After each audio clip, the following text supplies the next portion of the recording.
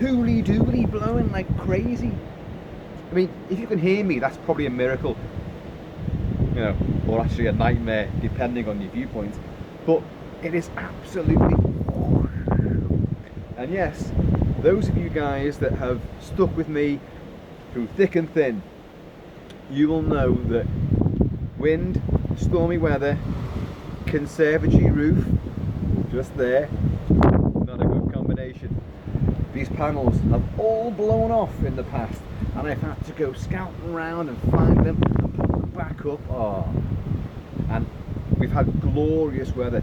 This lockdown limbo of COVID-19 has been, weather-wise, absolutely fabulous. It's just been incredible. And we've had a heat wave. We're going to get another one. It is warm today. It's just it's blowing this absolutely humongous gale. Anyway, folks, I thought it'd be fun to do it outdoors, in the elements, you know. So anyway, watch as the camera just takes off now. In my previous video, I showed you the training polypropylene sword of King Leonidas from 300, and we discovered at the end of that video that it was bent like a fucking banana, because the truck driver who delivered it must have been sitting on it. But either way, because polypropylene is pretty much indestructible, and believe you me, it is. I did that video 2 days ago to try and reshape this for all intents and purposes plastic blade, but it's injection molded. Look at that, look at that. The blade itself is fine. What's happened is the handle itself, the way it's been cast and molded, and don't forget it is solid, you know, that has gone, it's been on an angle. If you look at it there, if you look at this join, there's no join apart from the two halves put together, but the actual moulding of this is wrong. So that is shorter on that side than it is on that side. So the handle itself is on an angle. But this has now spent 2 days sitting like that, this blade on top of the breeze block, and then two 7.5K plates, weights, sitting on this weight with a 14K kettlebell securing it to try and at least bring it back to some kind of straight attitude, which it has done. I mean, compared to what it was, it still looks shit, doesn't it? But compared to what it was, that is infinitely better. It isn't a big fucking banana anymore. Anyway, so the whole point of this video was to discuss the actual use of this blade in reality. In the film 300, Gerard Butler plays King Leonidas. King Leonidas, who led the Spartans at Thermopylae to their self-sacrificial last stand at the pass to hold back the Persian hordes long enough for the Greek city-states to amass, realise the value of who they really are, and democracy and freedom, even though they had a race of slaves called the helots. We won't go into all that. You know, double standards or what? But to keep, you know, from being under the Persian yoke of King Xerxes, the God King.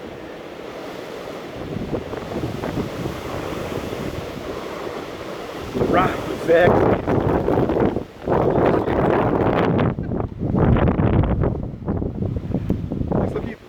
I've turned the camera that way so that you can't see the kilt blowing up and the blade that lurks beneath. But yeah, so I've said many times, oh hang on, Leonidas has a different sword in the film than his warriors do. His is shaped like this. This is a good facsimile, a good replica of that blade, apart from the diagrams which are not on the blade in the movie. I know, I've checked, but they do make a nice little addition to this particular thing.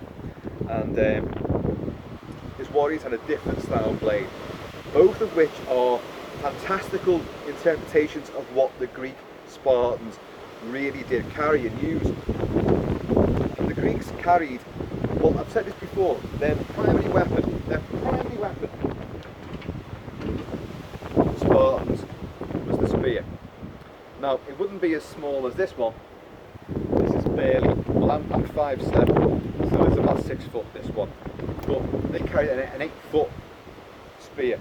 And that spear, when they form their phalanx, their shields protecting the guy to the left of them. An unbreakable wall, a shield wall. You know, everyone's watching Vikings now and they're going, shield wall, shield walls existed for centuries. The Battle of Thermopylae was 480 BC, for God's sake. So, they had the shield wall. And that's the fact, that's protecting them. They lean in, and when the crush came, 8 foot spear, they could keep the enemy at a distance for a spell, hooking them, skewering them, downing them. The next round come in, they do them. As the crush and the melee gets in, something that becomes unwieldy. It's either dropped, shattered, broken, lost. Then they would resort to their secondary weapon, which was the Greek sword, the xiphos. The xiphos blade is this. Xiphos is a leaf-shaped blade. There's lots of them flying past right now. Well, not blades, but although this could take off from my hand in a minute. You get a flying blade then. But it's shaped like a leaf. It's distal, temperance, and I can't think of the word. Slant. It's distal, grade. I can't think of the word. Doesn't matter. You know, it's beautiful. I've said many, many times that should I go into combat again, I want to be in a tank with air support. No. If I had to go into combat with a bladed weapon, my weapon of choice would not be a claymore, it would not be a double-headed battle axe, it would not be a tomahawk, it would not be a rapier, a cutlass, you know, a sabre. It would be the Greek xiphos, because it is such a dexterous weapon. It's a cutting, thrusting, slashing, hacking weapon. It can do everything. It's small enough, short enough to wield in close quarters, because when that shield wall and the enemy shield wall finally hit and complete chaos ensues, it's just bedlam. That spear, it's not broken, you still can't use it. You're going to have to drop that and then resort to your secondary weapon. And then the actual cut and thrust takes place. So you want something short, something that you can bring back, something that is not going to weigh you down, something that's agile, quick, dexterous. It can cut on the way in, cut on the way out. It's a double-edged sword. Anyway, the Spartans, being the elite of any fighting force in the ancient times, and you know, fitness-wise, courage-wise, I'd put them against any special forces unit of today. They're fitter, tougher, stronger, they're resilient. Special forces throughout the ages have adapted and modified all the training regimen that the Spartans went through. And in fact, but they've weakened it and honed it down, you know, because they're more concerned about not hurting their potential soldiery. But the Spartans, if you couldn't fucking last, then you were no fucking good anyway. But Spartans then, so they modified their secondary weapon, the xiphos, into this.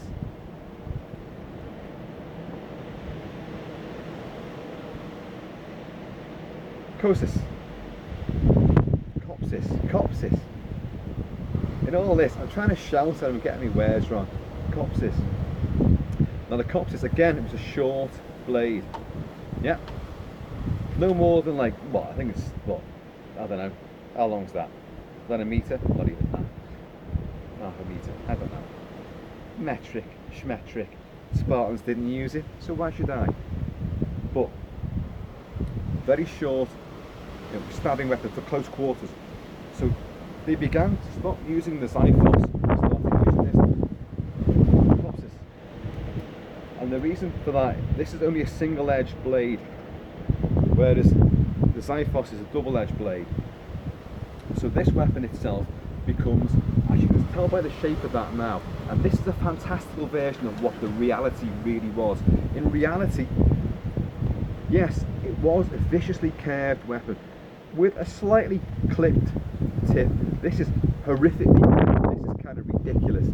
That's where it kind of goes wrong. And in the case of Leonidas, there's even more took out from the blade down here, whereas his warriors, his soldiers, there's a bit more of a blade.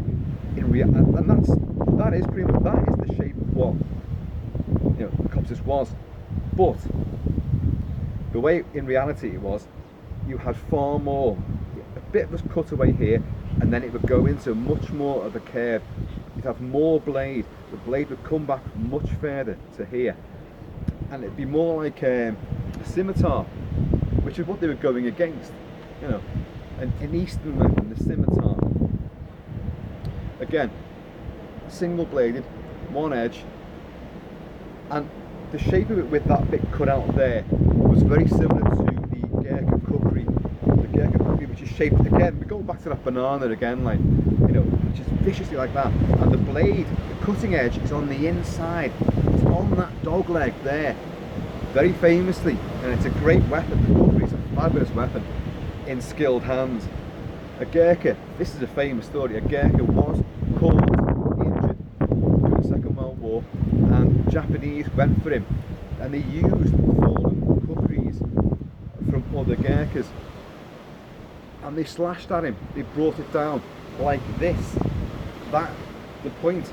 So he got superficial wounds, but he survived because it's not meant to be used like that. That's how this blade is meant to be used. Like the kukri, it is a slashing weapon. Downwards. That is the cutting edge there. So in that nail strike, the shield is up, like this, and you're bringing it down, slashing up across. You're taking throat, you're taking legs, you're taking arms, you're disemboweling, you know, but you're not doing a thrust. You're not doing a cut straight in and then straight out. To do it, and in the film 300, you do see Leonidas in that great sideways panning shot, that tracking shot. Spears have gone down. This is the first time they've met the Persians, you know, at the shield wall, and they've broken the Persians, and now they're advancing in for the kill. And he's done his famous javelin. Back to the spear. They would carry javelins as well. The javelin was a shorter, that would be a 5-footer or a 6-footer. You throw those. Not everyone would have them, but a rank would have javelins to throw. So that was a distance weapon. But the actual fighting spear was an 8-footer. You imagine using that, the strength you'd have to have in your forearms and in your back muscles to keep that and keep penetrating and pulling it out and penetrating again. Very skillful weapon to use. But this, and then in 300 you do see Leonidas, after he's lost his spear, he then resorts to this, and he turns it round, enemy on the floor, he goes in for the kill, he swivels it round, and stomps downwards like that. That's the only way that tip is going to work. Only way it's going to do it. Otherwise, it is purely slash, and you see them in the film, and a lot of the action in that movie is taken from bas relief paintings, statuary, sculptures of Spartan warriors and Greek hoplites. Because the Spartan warriors wear hoplites. Hoplites meaning tools you're carrying and stuff with you. You're heavily armoured, you're moving with your armour, so you're infantry. And you see them with sort of athletic poses, you know, almost Olympic style poses. They have javelins, you know, they're like this. You know, like this, you know, all fabulous stuff. And they're very muscular because it's, you know, obviously it's promotional means, it's kind of reputation. They were big guys. In reality, they weren't big guys. Unlike in the film 300, they were actually very limber, very athletic, very lithe, very strong, very powerful. They were built for endurance and stamina. Their muscles worked, they were strong, but they weren't huge because the way that they trained, the way that they ate, you know, you couldn't be a big bulky guy. And you wouldn't want that over the rough terrain that they fought in. They had Skiratoi, was the special forces of this already elite army. And these were the guys, these were like rangers, Spartan rangers. They would go ahead. These are the ones that would do commando raids on enemy ports, enemy encampments. tents, they'd go in there, they'd take out the sentries, they would destroy any ships, they would destroy the wheat, the barley, the grain silos, they would take out the forge, the weapons tent, you know, the warehouse where all the supplies were, and then they would lie in wait. They'd do this when the actual Spartan army would be moving in and would form up in its phalanx for the full frontal attack. And then the conservatory would be off to the side on a hillside or nestled around a rocky bay. And then once the attack began, they would then move in to outflank the enemy, having already disabled half their, you know, their armory and their, you know, their means of fighting back, and demoralising the enemy as well. But they were skilled, especially in mountain warfare. So these were guys that could move up and down mountains, up and down cliffs. They could scale cliffs, and they were a huge regiment of specialised, trained warriors that could fight like that on terrain that'll make a billy goat go, fuck that. Yeah. I forgot my crampons. So.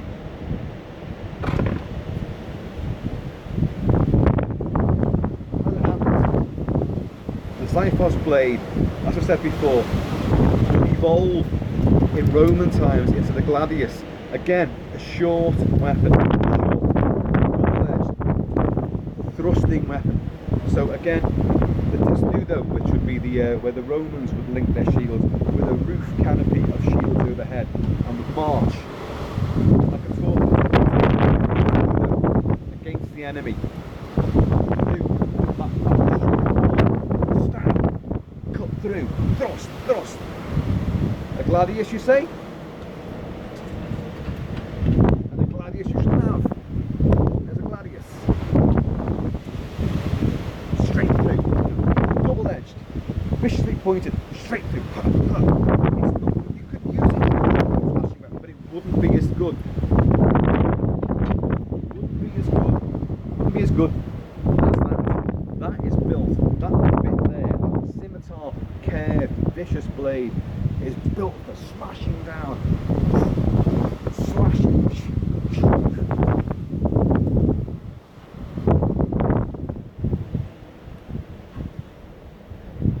Doing that slow because I don't want to smash the window off.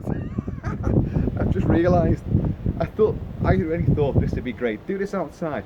Do this outside, and you know, you've got a bit of space to move.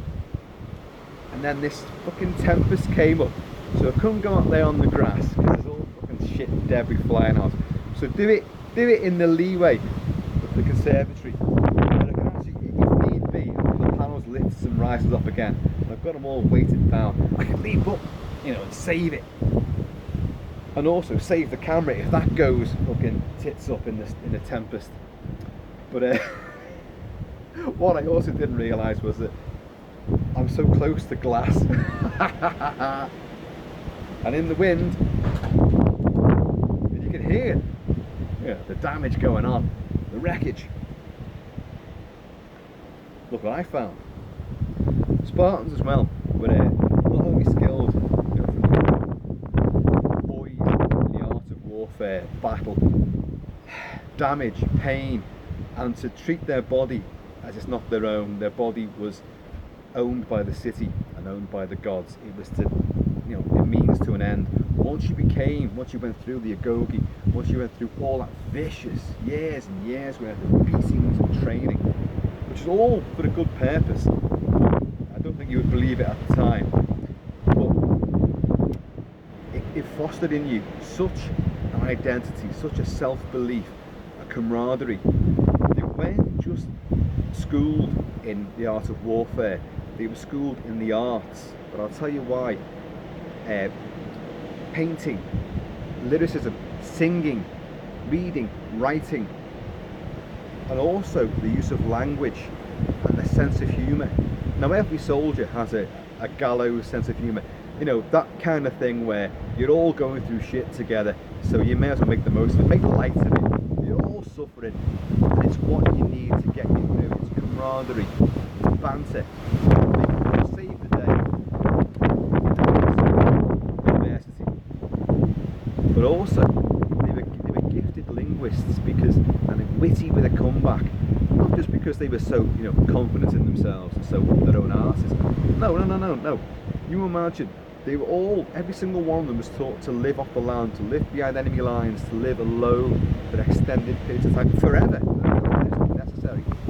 But also, if captured, they could use a sense of humour. So if they couldn't fight their way out of it, to talk their way out of it, to charm, to joke around, and it works to this day.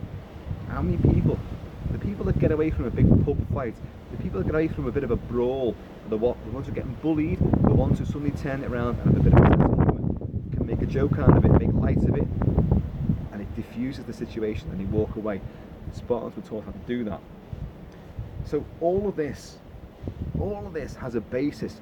All this historical stuff that I'm relating here against, the storm, has a purpose to the way that soldiers fight today, and the psychology of warfare, the psychology of combat, and what you think were unnecessary skills. The art. The thing about singing is this: it taught them how to open their throats, use their lungs, and how to sing properly. So they all had great voices. They'd march into war, into battle, singing at the tops of their voices. Not only did it boost their own confidence and their own sense of humour, they're having fun doing it. They're having a gig going into combat. It also, the enemy were like, shit, these guys just don't give a shit. They're singing. We want to kill them, and they don't care. They're just laughing and joking and singing along. It's all part of it. It's all part of the psychology. Not just to win over the enemy, but it's your own mind as well. The Greeks had a term, phobos. Phobos is fear. How to combat fear. We've all got fear. Fear can be useful. Fear is a tool. But it's also, there's a way of combating that and using it, transforming it. And they learned how to use the body, where fear resides, in the loins, in the stomach, in the heart, in the face, in the mind, how to relax the muscles, and then fear, you conquer it, you be in control of it. Obviously this took time to learn. So as well as endless fighting, brawling, sword skills, training, drilling, marching against all the weather, starvation, living off the land, survival, beatings aplenty. They'd be learning how to sing, they'd be learning how to meditate. It's what a way of life. And I've got to say, I genuinely revere that Spartan outlook.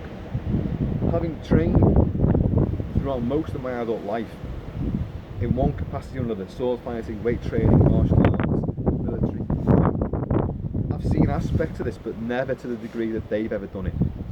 And even if I took things to the furthest degree, even if I got as far as Special Forces, which I didn't do, I wanted it, but I got me a bum knee, sir. No. I couldn't do it. Wanted it, but hey, did train with them, train with SBS, train with SAS. So I know the outlook of these guys, I know the mentality, and I know the stamina and the endurance and the abilities these guys have got. But I'm still going to go, Spartans are going to run further, they're going to carry more, they're going to absorb more punishment than you guys. Because at the end of the day, no matter how hard we train our troops, our elite troops, we don't want to kill them in the process, because they haven't given their bodies over to a greater cause, which the Spartans did, because they believed in all that. Hey, here's where it is. So, come to Kilt-Man. By the way, I am wearing a kilt, you just can't see it at the moment because I'll jump up.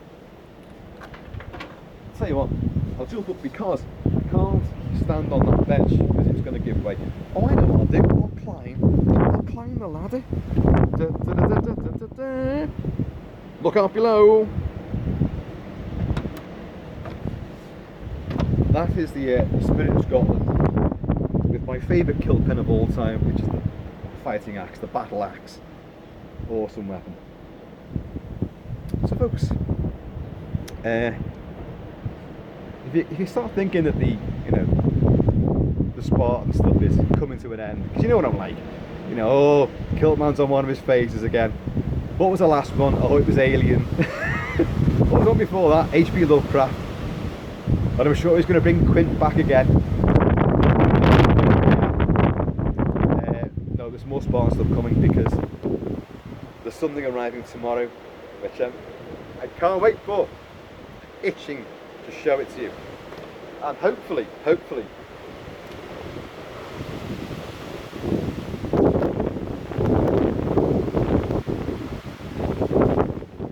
it won't prove as weird as this thing did. You know, I did say polypropylene is meant to be indestructible. If I put those weights upon the steel blade, that blade would bend. It would. This, it barely made much of a difference. As you can see, it's still wonky because it's cast wonky. It's from that mould, that's how it can't come out any different. I'm attempting to reshape parts of this which cannot be reshaped, you know what I mean? Because there's less on one side than there is on the other. That's the mould it went through. But this is a training blade. You're meant to just go up against another guy with one of these and fight, you know, all this kind of shit. And it's meant to absorb the impacts. So really speaking, it doesn't have to be perfect, you know? But I would like it to be. So even though I do like this a lot, and I was saying about the weight of it, the weight actually isn't that bad. Because if I've got a full steel blade, which you know me, I'm gonna do it anyway because I want it now. It probably wouldn't be any heavier than this because it is a short blade. Look, I mean, this is life lost.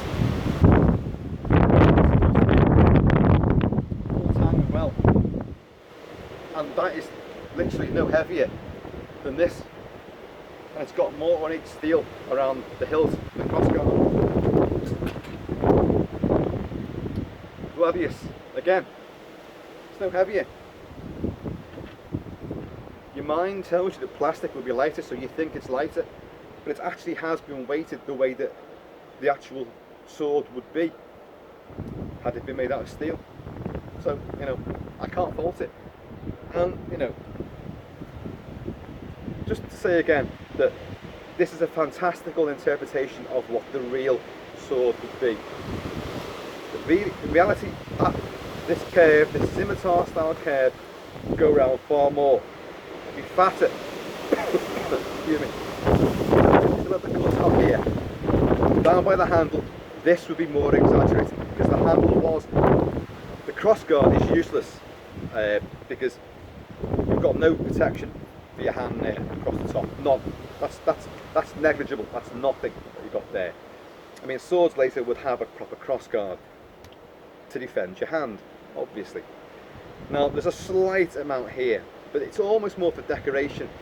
In reality, those swords did have a lot more, almost like another grip around here, like a shield around your fingers. They may be joined, they may not be joined, but they were usually quite ornate. The surviving ones which are out there do have like serpent heads on them, and maybe like a lion's head or something like that, and they are carved and, you know, beautifully intricate. And they do have this very fattened blade to be brought down to slash, you know, step forward, slash back, you know, and take out the throat, take out the arm, take out sinews, the leg from under them, slice the arm off. It would do that, it would do all that. It's a very, very good weapon. And yeah, I love it. Just this clipped, you know, this sort of ski jump here is a little bit too, you know, extravagant. That goes too far. But hey, you know, it is what it is. So, get all the leaves out of my hair because it's, well, it's gone a bit darker, hasn't it? Indeed, it does feel like rain. And unless I've missed my guess, we're in for one hell of a night. Folks, I'll be back soon. So, in the meantime and in between time, take it easy, be happy, be healthy, be safe, embrace the Spartan way of life. Yeah, but just cherry pick the bits that appeal to you. They all grew long, they had long hair, they all grew long hair as well, because they all were dandies at the same time, you know. I'll come on to that at another point. So, In the meantime and in between time, keep it kilted, keep it Celtic, and I'm going to see you all later.